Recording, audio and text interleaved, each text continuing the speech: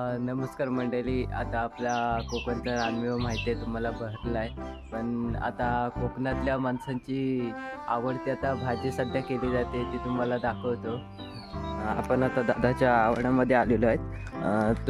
तुम्हाला दाखवतो आता काय तुम्हाला दाखवायचं आहे हे बघा.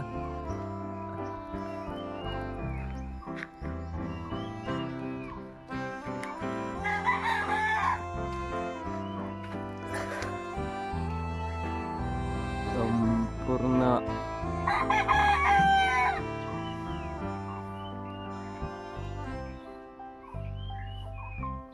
बघा, वरच्या बाजून एकूण एक फांदे आलेले आहे. याला शेवगा म्हणतात. ही आता सध्या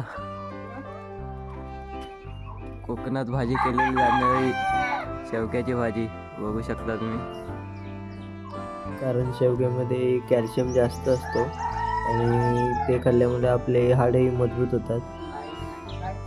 नाही,